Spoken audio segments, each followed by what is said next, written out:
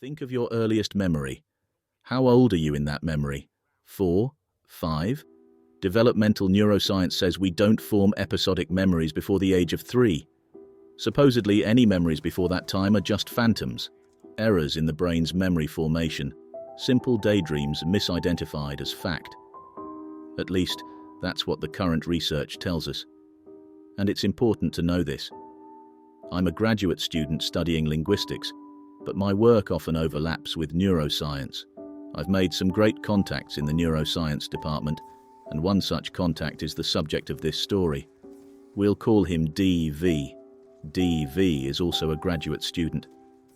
He studies memory and uses a procedure called transcranial magnetic stimulation. This technique uses magnetic radiation to activate targeted portions of the brain. Picture this, a magic wand that points at neurons and says, "Dance," and they dance. 2 months ago, DV asked for my help on a personal project. He'd helped me before when I was learning to use an EEG for my research, so I felt like I owed him. I didn't have much choice. DV is what I have instead of friends. I arrived at his lab after hours. He was there waiting by the door. His lab coat was way too big for him. It swallowed his shoulders, making him look so childlike. "Are you ready?" he asked. "Ready for what?" He hadn't told me any details about his project. "I just need practice focusing the machine," he said. "I'm targeting an area of the brain that's never been targeted before." I agreed, hesitating only a little. After all, he'd been my subject when I learned the EEG, and academia thrives on exchanged favors, right? Besides, his machine doesn't even break the skin. I made myself comfortable in his examination chair. It had leather wrist restraints, but they weren't used. The chair faced a large bay window. The lab was perched high on the campus hill. Outside, the night hung heavy over the orange glow of the city lights below. A few cars drifted along the highway in the distance. "Just try to relax," DV said. His breath was minty with a faint hint of gin. Then he turned on the magic wand, and I felt that familiar buzz of electricity across my scalp. The vibrations gathered just behind my ears, on both sides of my head, and those points began to burn. My hair stood on end. "How do you feel?" D asked. His whisper was thick with anticipation. I think he already knew the answer. Before I could respond, I heard a cry echoing down the hall. Someone was screaming in the stairwell. It was like an animal shot through the leg, howling in pain. I heard flesh cracking, tendons popping, and then a voice, choking on words. Someone was shouting my name, calling for me. I think I need a break," I said. I tried to turn, to look at DV, but I felt hands holding my head in place. I tried moving my hands, but the wrist straps had been fastened. "How long have I been here?" I asked. No one responded. The moaning down the hall was getting closer. Someone was pounding on the doors, which were locked. But the door to the lab wasn't. "Please, turn it off," I pleaded.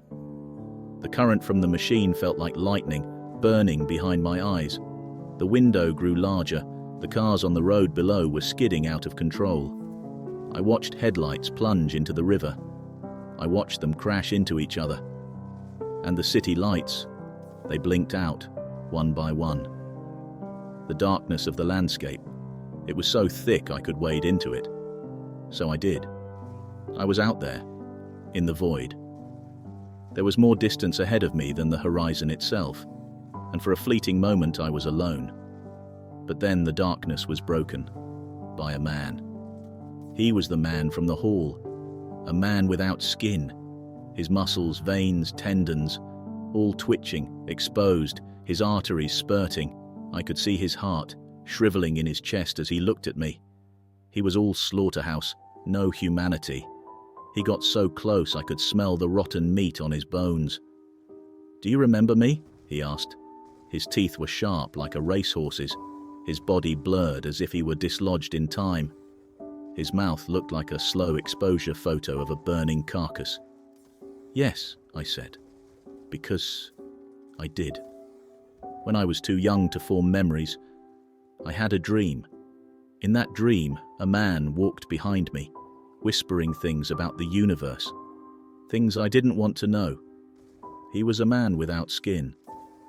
The man standing in front of me, right here in the void. He followed me, through movie theaters, city parks, howling tunnels, unkempt forests, my childhood home, only to find me huddled in the corner of my bedroom closet. He spoke a few words that can't be spoken. I woke up, drenched in sweat, lips burning from vomit, my eyes aching from rolling in their sockets. My mind tried to reject the memory. I've searched every language, but no tongue has ever uttered the words I heard. And there in the lab, the man found me again. The machine fractured my defenses and let him in. For the second time, he spoke those words. And for the second time, my mind refused to keep them. At some point, what felt like an eternity later, Dee removed the device from my head. I woke up like snapping out of a dream. "How long was I hooked up for?" I asked. "Less than a minute," DV responded. His tone, the knowing, was gone from his voice. It was quiet, trembling. I realized my wrists hadn't been bound at all. DV was frozen, in the corner. I stood up, gathering my things.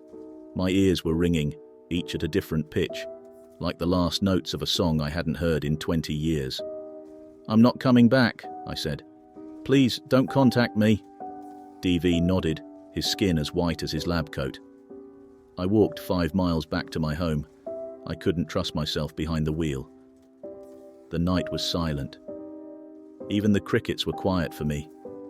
When I got home, I vomited into the sink, watching breakfast, lunch, and dinner circle the drain. I looked at my reflection. My shirt. It was drenched in blood except for a pattern of ribs across the front. The blood was wet to the touch. My pockets were full of cartilage, my socks soaked in afterbirth. I threw my clothes in the trash. Since that night, DV and I no longer speak. I don't see him on campus. I complete my schoolwork. I pay my rent on time. I fall asleep to talk shows on weeknights and whiskey on weekends. I don't stream much these days. And I never think about my childhood. Somewhere, deep in the recesses of my memory, there are words that should never be heard. A man without skin chose to tell me those words. And twice now, I've chosen not to remember them. At the start of this story, I asked you to recall your first memory. I hope it was from when you were 4 or 5. I hope it was just a memory of your first injury, or something simple like that. I hope because somewhere in your brain there's a memory your developed mind has chosen to forget. I hope because the infinite horror of those forgotten words is too much for the human mind to comprehend. I hope your dreams are blissful, and your nightmares leave you happy to be awake. But most of all, I hope this story keeps you from exploring those dark, boundless vaults in your mind.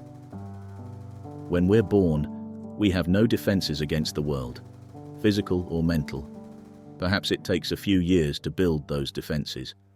And maybe, just maybe, the things we see before then are better left forgotten.